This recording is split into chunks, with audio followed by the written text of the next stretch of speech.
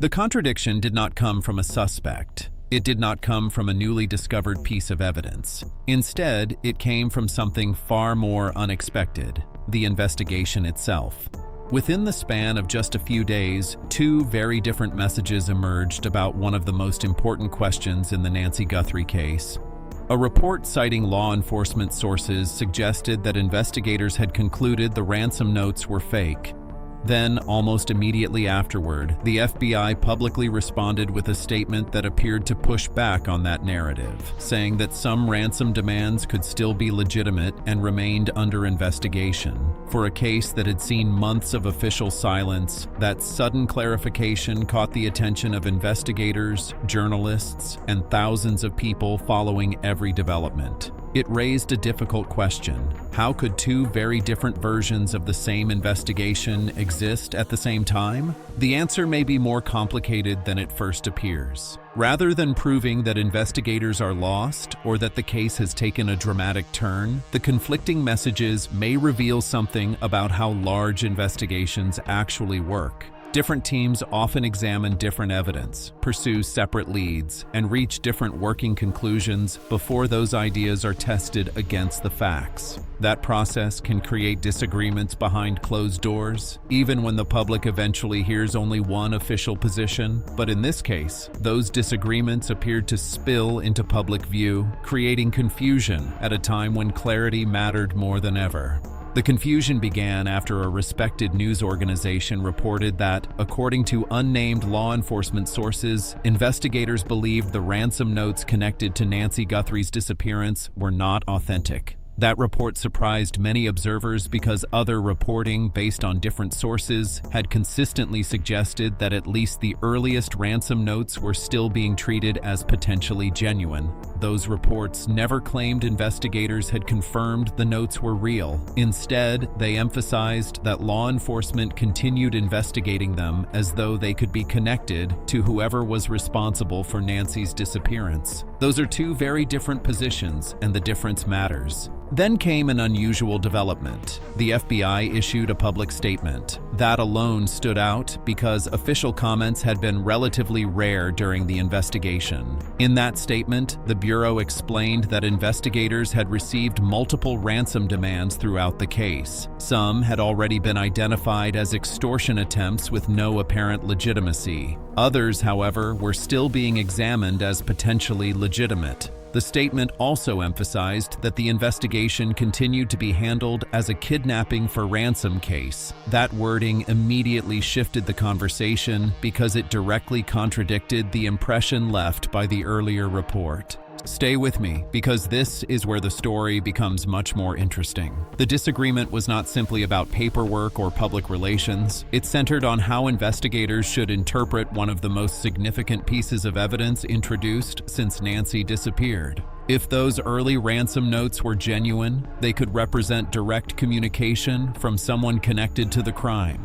If they were fake, investigators would need to separate valuable evidence from deliberate distractions created by opportunists hoping to exploit a tragedy. Determining which possibility is correct could influence investigative priorities, resource allocation, and even public perception of where the case stands today. Veteran criminal defense attorney Mark Garagos, speaking publicly about the investigation, offered one possible explanation based on information he said came from his own sources. According to his account, a mistake may have occurred during efforts to examine activity connected to a Bitcoin wallet referenced in the ransom communications.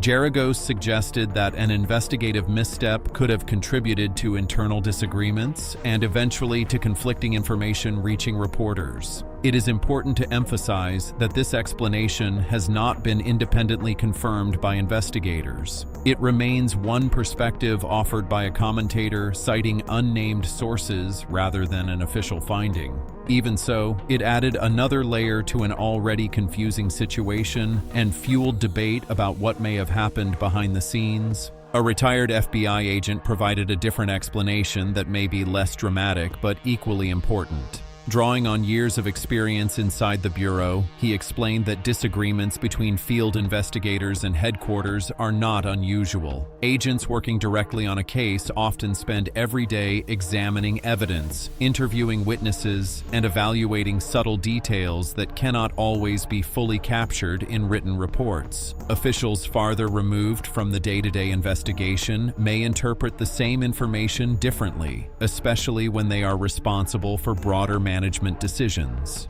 According to that perspective, conflicting messages do not necessarily indicate incompetence. They may simply reflect different assessments developing at different levels of the same organization. Think about that for a moment. Most people imagine a major federal investigation moving in perfect synchronization, with everyone sharing identical conclusions at every stage. Reality is often more complex. Investigations evolve as new information arrives, old assumptions are challenged, and competing theories are tested. Internal debate can actually be part of a healthy investigative process.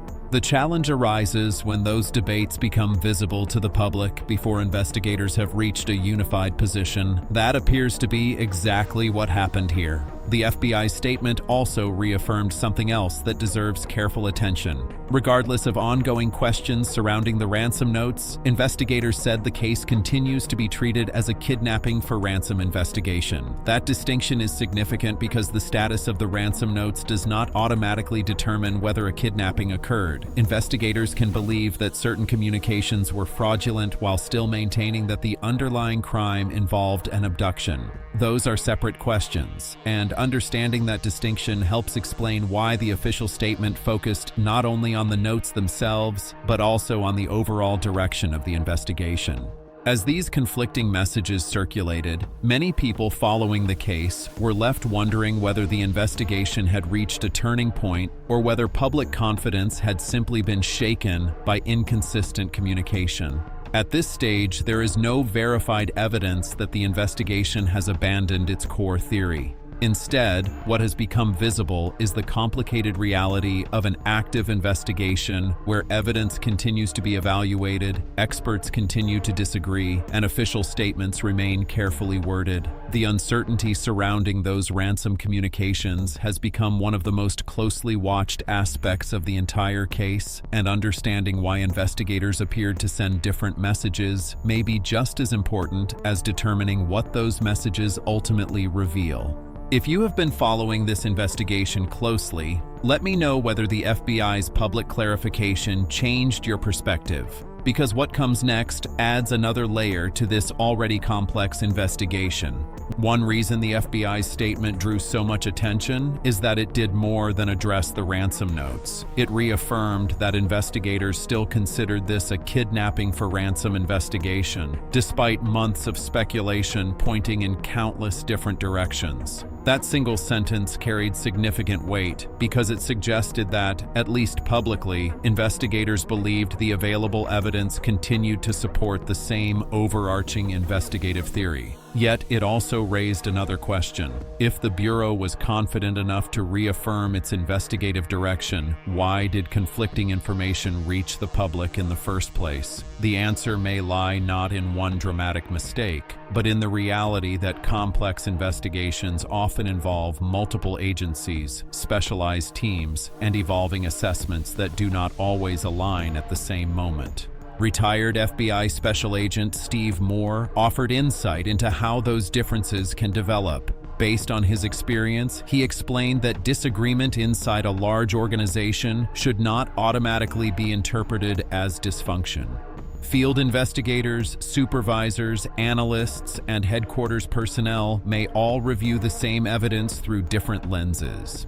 The agents working directly in Arizona are immersed in interviews, forensic results, and daily investigative developments. Headquarters, meanwhile, often relies on reports and summaries rather than first-hand exposure to every piece of evidence. According to Moore, those differences can naturally produce separate working theories before investigators eventually settle on a unified position.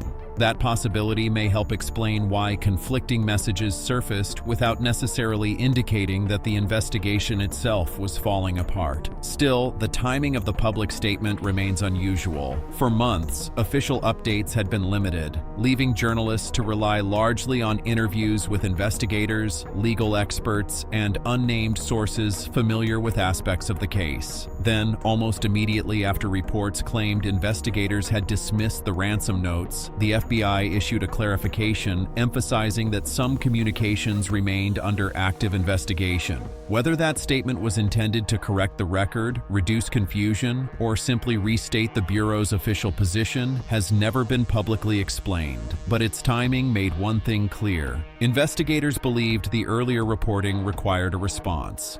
Ask yourself why that detail matters. In many investigations, law enforcement agencies choose not to comment on speculation at all. They often allow inaccurate reports to circulate rather than risk revealing investigative strategy. Here, however, officials decided to speak publicly after a long period of relative silence. That decision alone suggests they considered the confusion significant enough to warrant clarification. It does not tell us which source was correct or what investigators privately believe today. It simply demonstrates that controlling the public understanding of the investigation became important enough to justify an official statement. Another aspect of the case that deserves attention involves forensic evidence.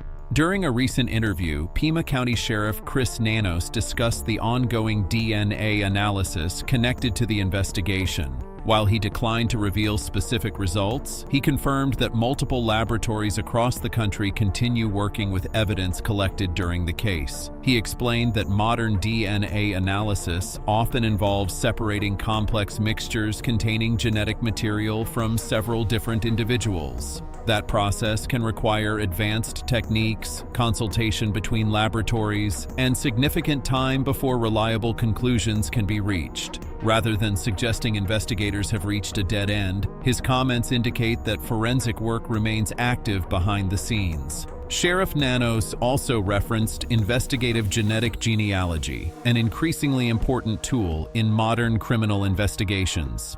Although he did not discuss any specific findings, he acknowledged that genealogy remains part of the broader forensic effort. Experts have previously explained that even when usable DNA is recovered, identifying its source can take months or even years, particularly if there is no immediate match in available databases. New entries into those databases can sometimes create investigative breakthroughs long after evidence was originally collected. That means the absence of a public announcement should not automatically be interpreted as the absence of progress. This changes everything we thought we knew about the pace of the investigation. Publicly, the case may appear quiet, but forensic analysis rarely follows the same timeline as media coverage. Scientists continue examining evidence long after cameras leave the scene, often using technologies that improve over time. Investigators may revisit samples multiple times as new techniques become available. Those efforts are largely invisible to the public, yet they can become decisive if a future breakthrough connects previously unknown evidence to a specific individual.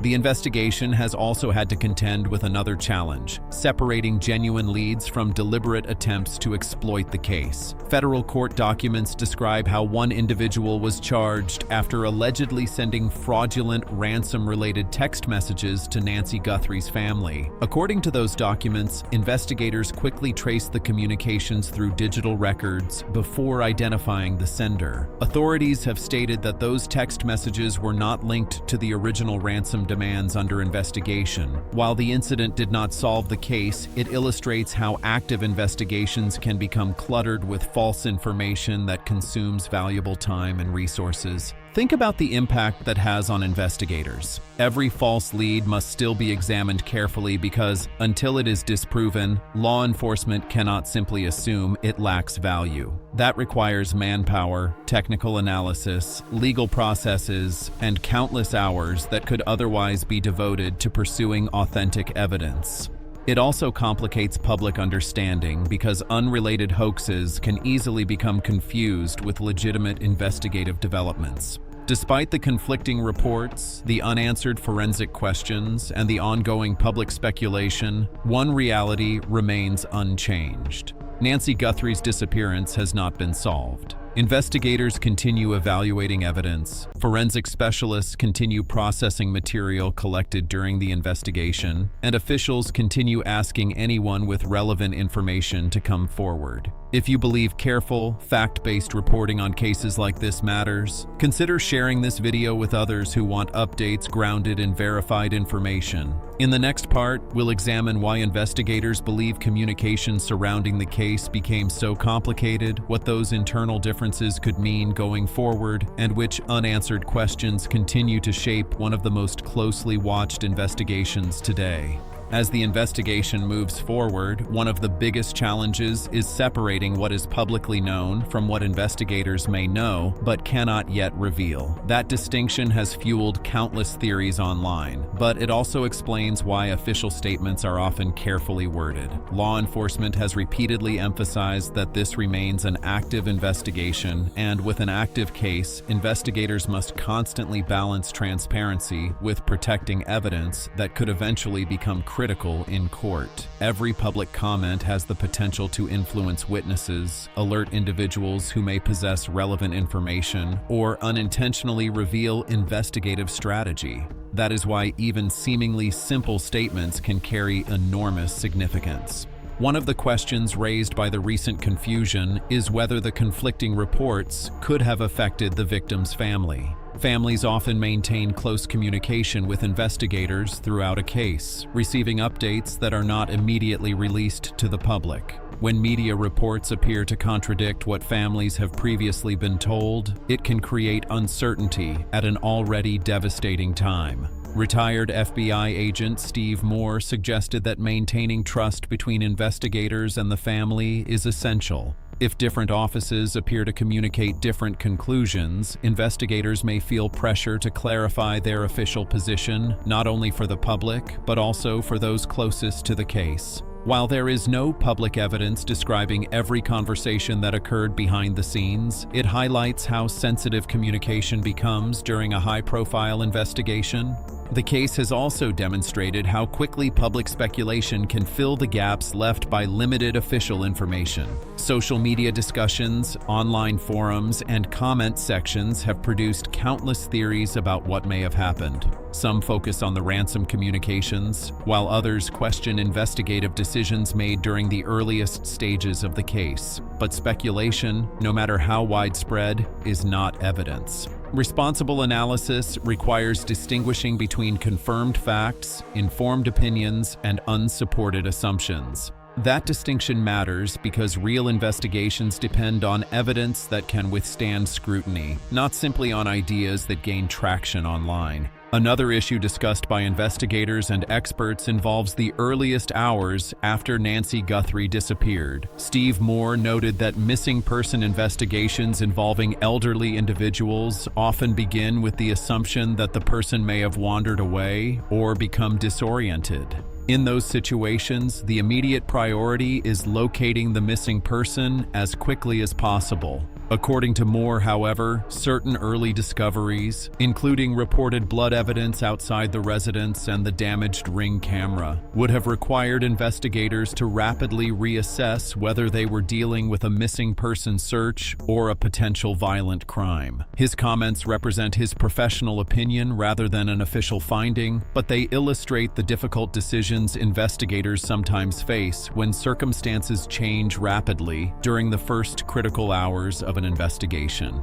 Think about how much can depend on those first decisions. Every investigation begins with limited information. Investigators must make rapid judgments while new evidence is still emerging. Looking back months later, it is easy to question those decisions with the benefit of hindsight. But investigators at the scene rarely have that advantage. They must balance urgency, public safety, evidence preservation, and the possibility that their understanding of the situation could change dramatically within minutes. Whether every decision in this case was the correct one remains a matter of debate, but it underscores how difficult major investigations can become before the full picture is known. Perhaps the most important takeaway from the recent developments is that uncertainty should not be mistaken for inactivity. The public naturally measures progress by arrests, charges, or dramatic announcements. Investigators, however, often measure progress very differently.